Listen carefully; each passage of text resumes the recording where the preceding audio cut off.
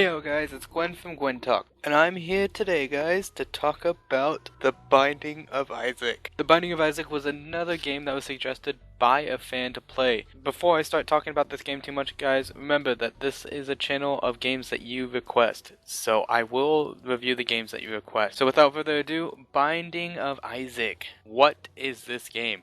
So this game is a dungeon crawler pretty much. It's like an animated dungeon crawler. It's very cute and it's very fun. I wouldn't say it's very gory because pretty much nothing in it's gory. If you look up pictures or videos about it, or even watch the videos of me playing it, you'll see that it's really just harmless, time-consuming game. So it's one of those games you play when you just don't have anything else to do or you're not really sure what to do. It's a really fun game. I really enjoyed playing it. I'm glad that it was suggested for me to play. The reason I really enjoyed this game was just because it was one of those stress-free games that you play. It wasn't one of those games where you really felt bad about dying, because if you watch, I die a lot in this game. I didn't really feel bad about dying, it just gave me the opportunity to try something new, try something different. I like it because every time it sort of randomizes the rooms, it changes everything up, so it's not the same feel every time. So while it is a dungeon crawler, it's a dungeon crawler with a different feel every time. I really enjoyed the game because it was just funny. It was watching the storyline, watching the story from the beginning and just imagining it, what really happened. It's just sort of a ridiculous story. You're pretty much a kid that your mom thinks she's hearing God and God's saying that you're a sinner and that you need to die. The mom does all these things to try to prevent you from being a sinner, and then at the end she's going to sacrifice you for your sins and to prove to God that she loves you. So you jump down into a basement, and for some reason this basement keeps your mom from trying to kill you. Maybe it's because she already knows what's in the basement. At one point, you find her underwear, which I'm not really sure why her underwear's down there, but you know, maybe she knows a little bit more about this basement than you do. But at the same time, towards the end of the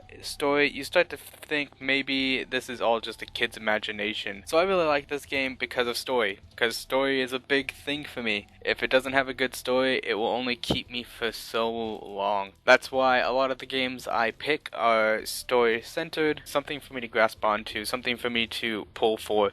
I really like it when you have characters that you get emotionally connected to. Those are my types of games. I like to be the one that's rooting for a character to win, and I'm also the one that likes to cry when a character dies. For this game, it's not really so much that you won't cry when you die, because it's ultimately just one of those repeatable things. There's no real consequence for you dying other than you have to start the game completely over.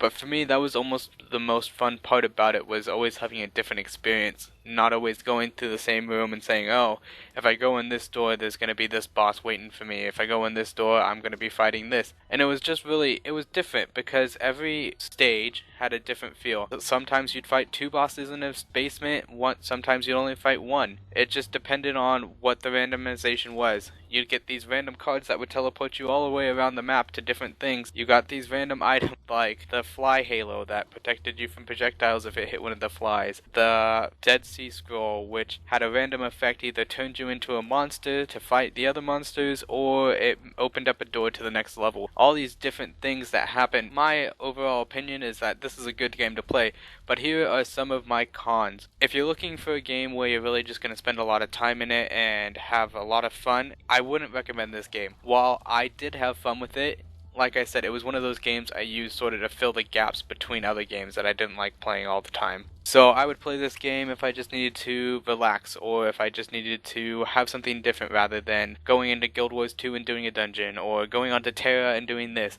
So it was just one of those games where it was stress-free. So as for that, that's a pro, but the con is that it really doesn't draw you in. There's no real big thing. You don't really get to customize your character as much unless you unlock other characters. You don't really control what items you get or don't get. It's one of those things where yes, it is fun, but I don't recommend it as a hardcore game for you. I recommend you find something else.